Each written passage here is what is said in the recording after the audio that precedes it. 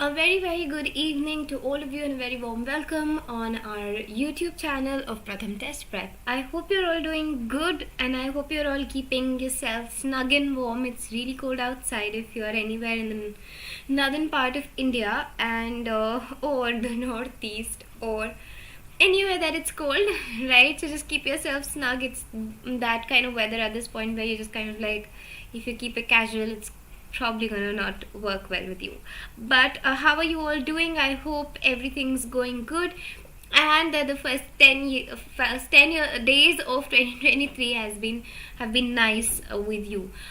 We will begin with the boost your vocabulary session for the day, and we're going to do 5 words, all right? And those 5 words, again, something that you can use in your normal diction as well as something you can also prepare for while you are studying for your entrances. Okay, so we'll begin with the first word that we're supposed to do for the day.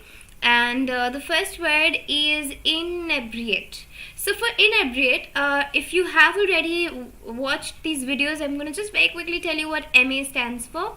MA means mnemonic aid, which means if you look at inebriate as a word, you can actually remember it using this little mnemonic aid saying, oh, infinite beer crate. So if somebody drinks infinite beer crate or drinks a lot of beer, definitely an alcoholic, right? Like if you think about somebody who drinks infinite beer crates every day, you kind of have to picture this person as somebody who's alcoholic, right? So inebriate is a person who drinks a lot of alcohol or consumes a lot of alcohol or who drinks regularly. So inebriate is an alcoholic person, okay? So mnemonic aid, through mnemonic aid, which is infinite beer crate, you can remember inebriate. So for this sentence, look at it, says her husband is a chronic inebriate, which means it's not something he has developed for, like, let's say this 1 week.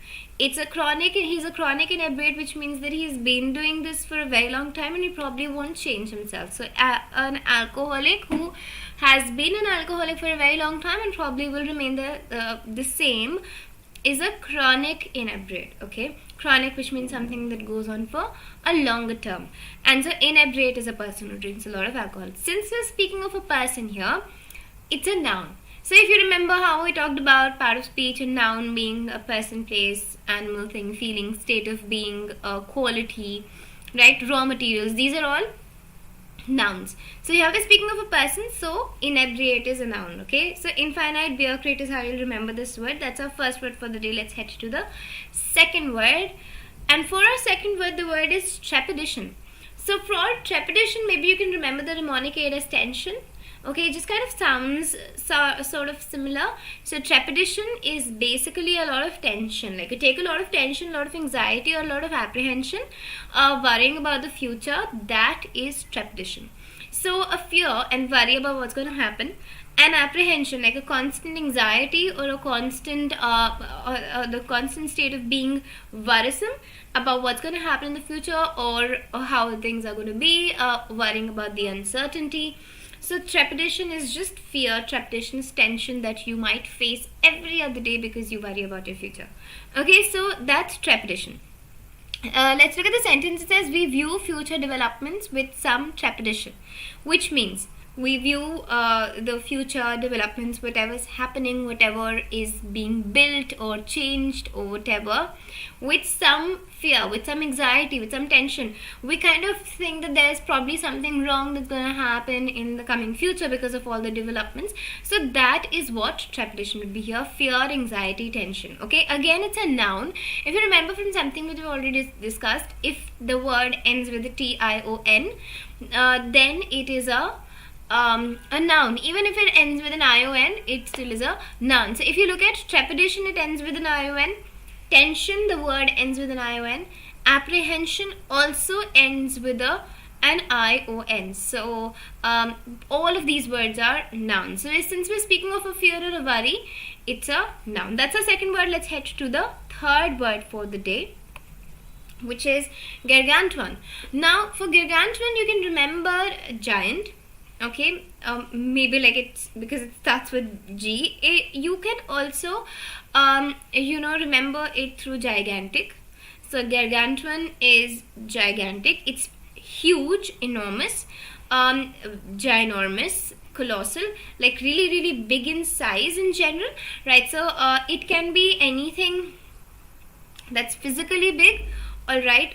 Maybe like a monument, which is gargantuan. Maybe Hulk is gargantuan. You can also talk about any other feeling. Maybe you just have a very huge feeling of fear, let's say. So maybe you can say that you have a gargantuan feeling of fear, okay, or a gargantuan feeling of loss. So it can be anything that is huge in size physically. It can also be something that's very very huge in an abstract form as well, okay. So feelings, emotions, right, okay, anything like that is. So anywhere you can use the word huge, you can actually replace it with this word gargantuan now.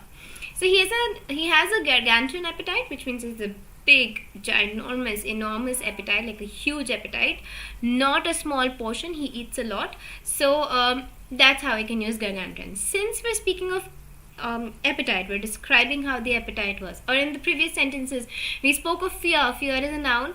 Similarly, if I'm talking about a monument or Hulk, those are all nouns, and we're describing it using the word gargantuan, which means then this becomes an adjective, right? It's describing a noun. That was our third word, gargantuan. Let's head to the fourth word for the day.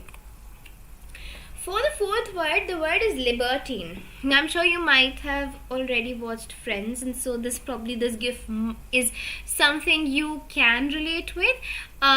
So Joey keeps saying, "How you doing? How you doing?" Okay.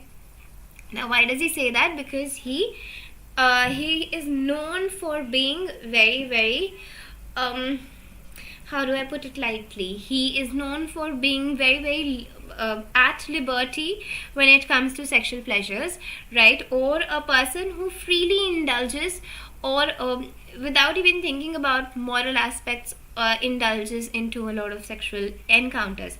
So libertine is a person. So remember, the mnemonic, it's somebody who is at liberty, which means at freedom of doing whatever they want, especially sexually. So libertine can be a person who is, we've already talked about how a Casanova, again a word which is very common, Casanova or a playboy, these are people who would indulge into sexual activities without thinking about the other person or about the moral aspects, etc. So libertine can be actually used for somebody who's a playboy, who's a Casanova. A womanizer. So womanizer is another word that I'm sure you must be aware of. So now let's look at the meaning. It says a person, especially a man. So this word is especially used for men who freely indulges in sensual pleasures without regards to moral principles, or a philanderer or a lecher. These are words that you can use. Similarly, playboy, a Casanova, a womanizer is a person who is called a libertine. So my Uncle Charles is a libertine who lives with his 4 girlfriends. Now obviously, like, the sentence in itself gives you enough information about how this man would be. Lives with 4 girlfriends, which means freely indulges into sensual pleasures, does not take regard to the moral principles, values, etc. So Uncle Charles definitely is a libertine, or a philanderer, or a lecher, or a playboy, or a Casanova, or a womanizer. Whatever, all of those words. And since we're speaking of a man here, a person, so it becomes a noun. That was our fourth word. Let's head to the last word for the day, which is adjudicate. Adjudicate, in mnemonic, you can remember it through judging. So to judge a case is adjudicating, and it literally means to judge. Literally means to adjudge. Okay, adjudge and judge are the same things. So a person who would judge the other person, adjudicate, it can be adjudicating. Like to judge is to adjudicate. So for the sentence, it says the board will adjudicate claims made against teachers. That means the board will judge, will identify, will pass a judgment on it against the teachers. It's a verb because it's an action that the board will do. Okay, a judge or a Supreme Court judge would adjudicate somebody's trial, let's say. You can adjudicate whether or not you have spent good amount of time studying in the last 10 days. So you can adjudicate. Okay, so judging in itself, that would be the word. So those were all the 5 words that we wanted to do today, and I hope you learned something new. And if you want such information, some more information, you can always come back on Tuesdays, Thursdays and Saturdays at 8:30, and that's when we will do our vocabulary sessions. Please make sure you're noting these things down, like these words down, and if you haven't done that already, please rewatch the video and note these words down, since why are we stressing now more on this is that we're reaching we've already reached January, and we're reaching really close to your entrances now.